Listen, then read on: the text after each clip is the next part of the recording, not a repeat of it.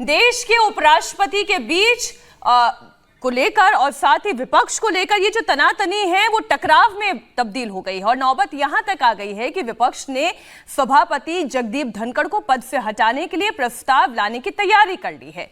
राज्यसभा में सपा सांसद जया बच्चन और जगदीप धनखड़ के बीच बहस हुई और बहस के बाद माहौल और ज्यादा बिगड़ गया। और अगर विपक्ष औपचारिक रूप से प्रस्ताव लाता है तो संसदीय इतिहास में यह पहली बार होगा। मैंने कहा ना, राजनीति में कुछ ना कुछ कभी ना कभी नया होता है और यह भी नया होगा। यह भी पहली बार होगा जब उपराष्ट्रपति को हटाने की पहल विपक्ष कर रहा होगा। जानकारी के मुताबिक प्रस्ताव पर विपक्ष के नेताओं के सिग्नेचर का काम भी शुरू हो चुका है। विजय जी, अब इस तक नौबत आ गई है। नहीं, ये नौबत आई है। कल भी हम लोगों ने चर्चा की थी कि बहुत गंभीर मसला है। जब से ये बात हुई है जया जी और उपराष्ट्रपति मतलब राज्यसभा के सभापति के तौर बीच में, वो एक ट्रिगर पॉइंट है केवल। ये लड़ाई, ये विचार, ये सारी जो एक्सरसाइज है बहुत पहले से चल रही है। इसको आप पिछले 1 साल देखेंगे, राज्यसभा के सभापति और सांसदों के बीच में, विपक्षी सांसदों के बीच में जो तनातनी चल रही थी, जिस तरह से उनका सस्पेंशन हुआ था, जो नाराज़गी हुई थी, बिल्स को लेकर जो झगड़ा हुआ था, उस समय उनको लग रहा था कि वो पावरफुल नहीं है, तो वो लड़ाई खींचते खींचते यहाँ तक पहुँच गई। आज जब विपक्ष अपने आप को 230-235 सांसदों के साथ देख रहा है तो वो समझता है कि अब वो एक ऐसी वॉइस बन सकता है जो कहीं पर पहुँच सकती है। हालांकि इस प्रस्ताव का मतलब ये नहीं कि ये पास हो जाएगा, क्योंकि राज्यसभा तो है नहीं, राज्यसभा नहीं, लेकिन नंबर गेम से मतलब नहीं होता ना। हमेशा पॉलिटिक्स मैसेजिंग है। अब जब आप कह रहे हैं कि इतिहास में पहली बार ऐसा हो रहा है, तो ये मैसेज है ना, ये मैसेज है। और विपक्ष के पास कभी भी नंबर नहीं होता है, फिर तो कुछ भी नहीं करना चाहिए। जब वो कोई भी प्रस्ताव लाते हैं, बजट पे कटौती के प्रस्ताव लाते हैं या और तमाम तरीके के प्रस्ताव लाते हैं, तो ये मैसेज वो देना चाहते हैं।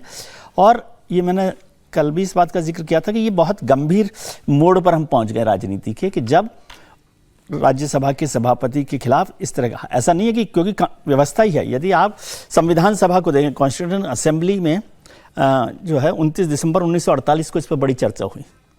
और उपराष्ट्रपति को हटाने का काम जो है राष्ट्रपति से भी मुश्किल है,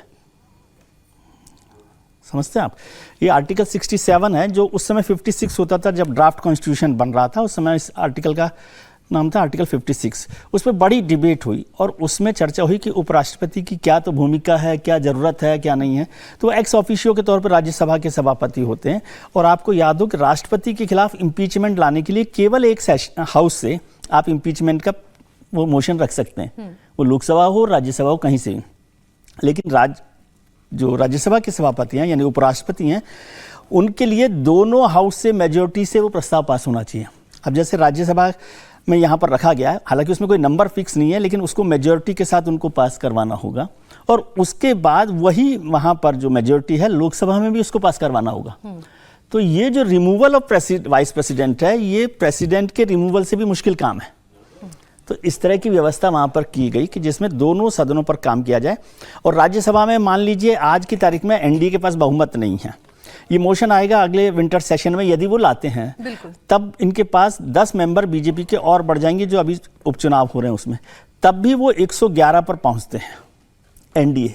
मतलब बाकी जो लोग सपोर्ट करेंगे कि नहीं करेंगे वो अलग बात है, लेकिन 111 पर है। इसका मतलब राज्यसभा में एनडीए सरकार के पास बहुमत नहीं है, तो वो चाहे तो पास करवा सकते हैं।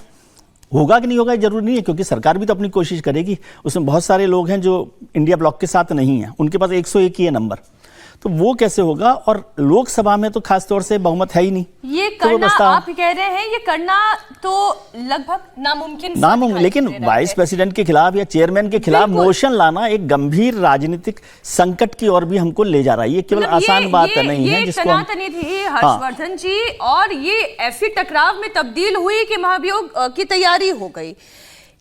इतनी इस स्तर तक राजनीति क्यों आ गई? गलती किसके? पॉइंट आउट कहां करें, किससे करें? जगदीप धनखड़ को करें, जया अमिताभ बच्चन को करें, किसे कहें? नहीं, देखिए, कल हम लोग बहुत लंबी चर्चा इस पर कर चुके हैं और मैं बहुत स्पष्ट और दृढ़ मत का हूं कि सरकार कई मायने में अब चूक जा रही है। उसको कैसे सरकार काम करती है कुछ दिन याद रहता है, फिर भूल जाती है। एग्रेसिव पॉलिटिक्स के बिना आपका गुजारा नहीं होने वाला है और जो विजय जी कह रहे हैं उसको मैं आगे थोड़ा सा करूं। जब आप प्रोटेम स्पीकर बना रहे थे, कोई वजह ही नहीं थी, कोई उसमें कुछ ऐसी चीज ही नहीं थी, लेकिन राहुल गांधी की अगुवाई में कांग्रेस ने तमाशा किया, हंगामा किया, अराजकता की। शुरुआत ही स्तरहीनता से सदन की हुई। जब सदन शुरू हो रहा है तो कोई मतलब नहीं था, लेकिन संविधान की कॉपी लहराते सोनिया जी, मल्लिकार्जुन जी, सोनिया गांधी कहना चाहिए कि नहीं कहना चाहिए? सोनिया गांधी तो आप कहेंगे ना?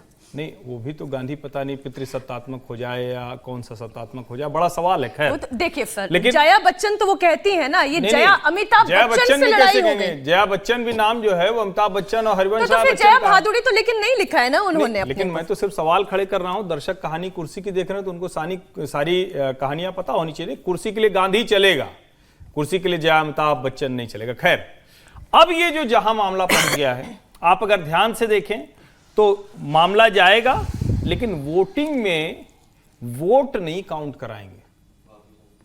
अब सरकार को यह तैयारी करनी पड़ेगी कि वोट कैसे काउंट हो और कैसे यह पता चले कि किसके पास कितने नंबर है। जो विजय जी कह रहे हैं बिल्कुल ठीक बात कह रहे हैं, और यह तैयारी ही यही है। अगर आप पूरा देखें जो स्ट्रक्चर चला है चुनाव के समय से लेकर अभी तक, बार बार आपको याद होगा जब सदन का आखिरी सत्र था, मणिपुर का मसला था, प्रधानमंत्री आए, बोले कि बहुत देश पर यह कलंक है, धब्बा है, हम सबको बड़ी पीड़ा है। उसके बावजूद हुआ 5 दिनों तक तो यही नहीं तय हो पाया कि वो कैसे बात करना चाहते हैं, किस नियम के तहत बात करना चाहते हैं। पहले राजनाथ सिंह जी ने, उसके बाद अमित शाह ने कहा कि भैया हम किसी भी तरह से बात करने को तैयार हैं, लेकिन वो माने नहीं। मणिपुर पर क्या हुआ, उन्होंने कहा कि सीधे पीएम स्टेटमेंट दे, तो कहा गया भाई गृह मंत्री स्टेटमेंट देंगे, आंतरिक सुरक्षा का मसला है, नियम तो संसदीय परंपराओं से चलता है। फिर जब नहीं माने तो अविश्वास प्रस्ताव लाया गया। अविश्वास प्रस्ताव लाया गया, क्या उसमें कुछ होना था? नहीं होना था, लेकिन विपक्ष को अपना एक एग्रेसिव संदेश देना था। तो प्रधानमंत्री नरेंद्र मोदी ने कहा था, मुझे लगता है इसी के आसपास अविश्वास प्रस्ताव कुछ आया था, इन्हीं तारीखों के आसपास। तो प्रधानमंत्री ने एक बात कही थी कि 28 में जब आप फिर अविश्वास प्रस्ताव लाइएगा तो पूरी तैयारी के साथ आइएगा। तब प्रधानमंत्री बहुत ज्यादा आत्मविश्वास में थे। सरकार 303 के भाजपा और 353 के एनडीए वाली थी। मुझे लगता है अब वो समय रहा नहीं, ये अब स्पेस नहीं है, गुंजाइश नहीं है सरकार के पास कि वो छोड़ते हुए चले। और मेरा स्पष्ट मानना है धनखड़ जी को उसी वक्त निलंबन की नोटिस पकड़ानी चाहिए थी, धनखड़ जी से चूक हो गई है।